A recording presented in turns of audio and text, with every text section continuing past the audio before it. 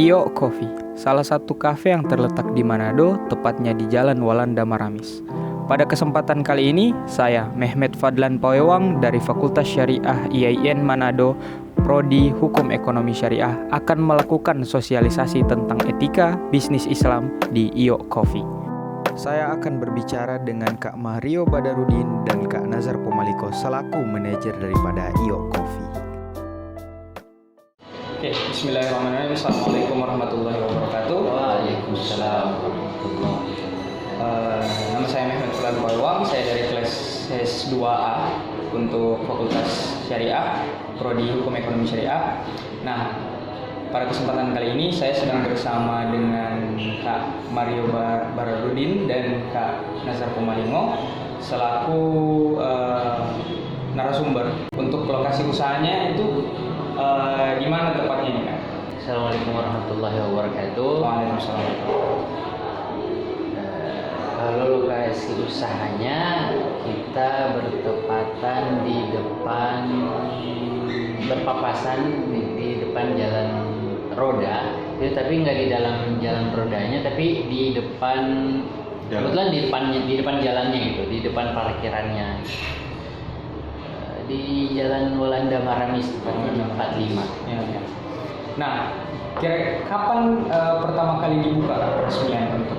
Tanggal tepatnya dibuka tanggal 18 Oktober tahun 2020.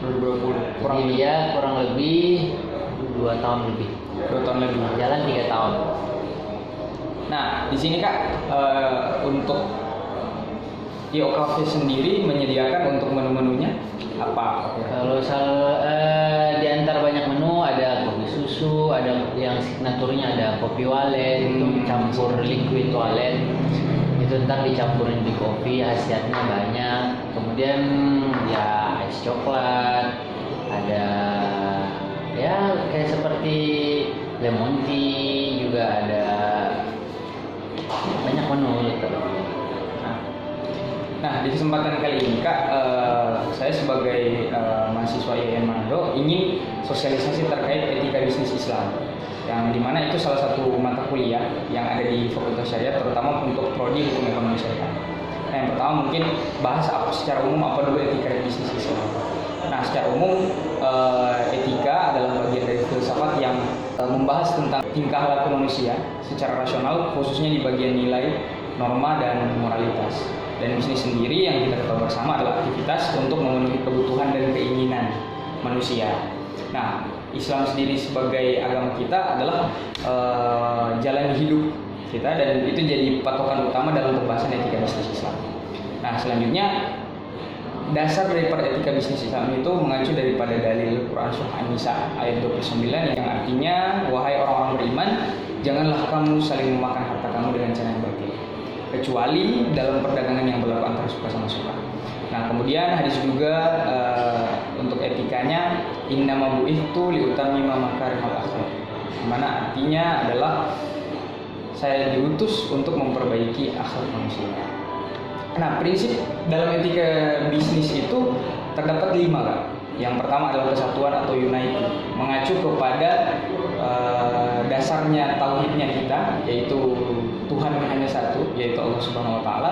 Dan yang kedua adalah keseimbangan atau equilibrium, yang dimana kita tidak bisa melebihi daripada apa yang kita punya untuk melakukan sebuah bisnis. Seperti misalnya modal yang kita punya sedikit, sedangkan keuntungan yang kita inginkan itu melebihi daripada standar modal yang bisa kita pakai untuk memenuhi bisnis. Yang ketiga adalah kebebasan hak atau free will, kebebasan hak untuk memilih. Kita bebas memilih segala unsur dalam bidang bisnis asalkan itu tidak lari daripada nilai-nilai syariah, dan juga tidak dilarang daripada nilai-nilai syariah. Yang keempat adalah kebenaran ataupun kejujuran, truth, yang dimana salah satu prinsip kepemimpinan Nabi juga yaitu adalah kejujuran, siddiq, yang dimana kita ditekankan dalam berbisnis, dalam menjalankan kegiatan ekonomi, bahkan dalam kehidupan sehari-hari kita wajib untuk melakukan kegiatan yang jujur dan benar.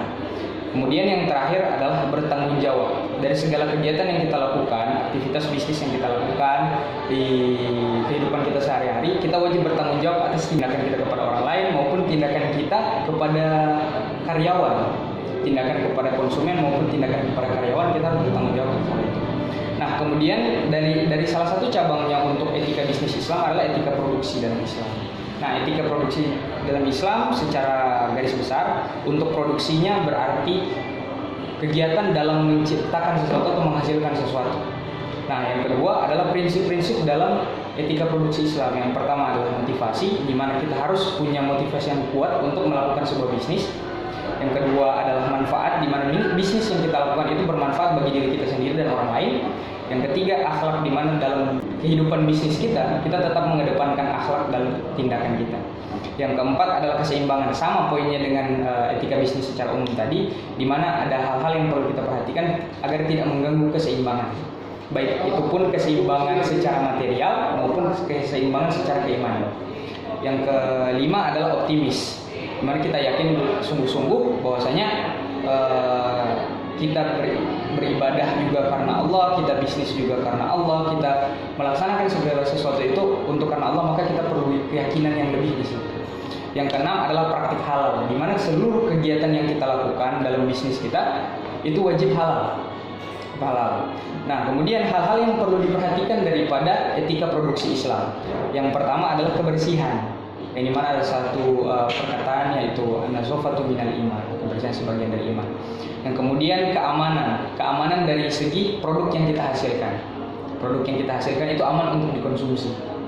Yang ketiga adalah kelayakan. Kelayakan ini berpatokan kepada halal dan thayyiban, halal dan baik untuk dikonsumsi, baik untuk diri kita sendiri maupun orang lain. Yang keempat adalah kelestarian. Nah, kelestarian ini berkesinambungan dengan poin keseimbangan tadi. Artinya di mana sumber daya yang kita punya. Misalnya contoh nelayan, di mana mereka tidak boleh mengambil terlalu banyak sumber daya alam agar tidak melebihi daripada nilai kelestarian alam tersebut. Nah, kemudian tujuan yang mengacu daripada pendapat dari Najatullah Siddiq dari tahun 1996 itu ada 4. Yang pertama, respon kebutuhan yang dimana ditargetkan kepada produsen. Yang kedua adalah keluarga, yang dimana ini pemenuhan kebutuhan dari pihak-pihak yang terkait seperti konsumen. Konsumen yang mempunyai keluarga itu harus dipenuhi kebutuhannya untuk kehidupan sehari-hari. Yang ketiga adalah layanan sosial dan infak, di mana di sini terdapat social awareness. Kita punya kesadaran sosial, dan itu merupakan salah satu poin daripada kita sebagai umat muslim. Salah satu poin utama kita sebagai umat muslim yaitu bersosial. Yang keempat adalah ahli waris. Di sini berfokus kepada kelanjutan kehidupan seluruh manusia, di mana kita mewariskan juga etika produksi ini kepada anak cucu kita. Nah, selanjutnya ada pembahasan yang namanya etika konsumsi, Kak. Etika konsumsi dalam perspektif Islam. Konsumsi yang berarti suatu bentuk perilaku dalam ekonomi yang asasi dalam kehidupan manusia dalam bentuk menggunakan, memakai, itu secara masuk dalam konsumsi. Yang umumnya biasa diketahui konsumsi adalah berpatokan di hanya apa yang dikonsumsi, yang masuk ke dalam perut, yang masuk ke dalam mulut. Tapi secara garis luas dalam bidang ekonomi, segala sesuatu yang kita gunakan dan segala sesuatu yang kita gunakan, segala sesuatu yang kita pakai itu masuk dalam konsumsi. Nah, kemudian dalam prinsip konsumsi sendiri adalah 4. Yang pertama adalah prinsip syariah, di mana tujuan kita konsumsi barang tersebut apa, dan kemudian kaidah ilmiahnya, misalnya contoh dari segi kesehatan, apakah aman untuk dikonsumsi, atau dari segi hukum aman apakah untuk dipakai. Kemudian bentuk konsumsi, bagaimana cara kita mengkonsumsi, apakah secara berlebihan ataukah secara hemat yang kita konsumsi. Yang kemudian prinsip kuantitas, prinsip jumlah, yang dimana jumlah yang kita tarik itu yang pertama adalah sederhana, kemudian kesesuaian antara konsumsi dan pemasukan, dimana dari segi dari konsumen tersendiri pun ataupun kita yang mengacu kepada supplier itu konsumsi secara sederhana. Yang kemudian penyempurnaan dan pengembangan, dimana dari kuantitas yang kita punya itu untuk disalurkan keluar daripada apa yang masuk ke dalam itu lebih banyak. Nah, kemudian prinsip yang ketiga adalah prioritas, dimana prioritas di sini dibagi primer, sekunder, dan tersier, kebutuhannya. Kemudian keempat, prinsip moralitas. Kita sebagai umat Islam pasti mengedepankan yang namanya moral, keteladanan, dan tidak membahayakan apa yang kita konsumsi, baik itu dari orang lain ataupun dari diri kita sendiri. Nah, kemudian ekonomi dalam Islam, konsumsi, apalagi sebagai seorang muslim, kita berdasarkan asumsi yang pertama, Islam sebagai agama, masyarakat umum. Yang kedua, kita butuh saluran yang wajib untuk tiap tahun yang dimana itu terjadi setiap bulan Ramadan. Yang namanya zakat kita salurkan untuk berbagi kepada saudara-saudara kita. Poin pertama lagi tadi di produksi juga dipakai yang namanya social awareness. Nah, yang berikut, tidak riba. Kita menggunakan segala bentuk aktivitas bisnis kita, aktivitas konsumsi kita, bahkan aktivitas produksi kita, tidak ada riba dalam situ. Yang kemudian prinsip mudharabah, aktivitas jual beli, aktivitas segala macam dalam bentuk konsumsi di bagian mudharabah kita harus halal. Yang kemudian yang kelima adalah konsumen, otomatis segala sesuatu yang kita konsumsi, segala sesuatu yang kita tarik, entah itu kalaupun kita sebagai orang yang melakukan bisnis, itu pasti harus memikirkan dalam taraf rasional, dalam taraf yang dimana ketika ingin melakukan bisnis kita harus mempertimbangkan itu secara rasional. Nah, yang kemudian di bagian yang ketiga ada yang namanya etika distribusi. Nah, sebelum kita masuk etika distribusi, mungkin boleh tanya-tanya sedikit ke Kak Nazar dan Kak Mario terkait apakah di sini melakukan distribusi. Misalnya contoh ada barang dari supplier, mungkin boleh dijelaskan.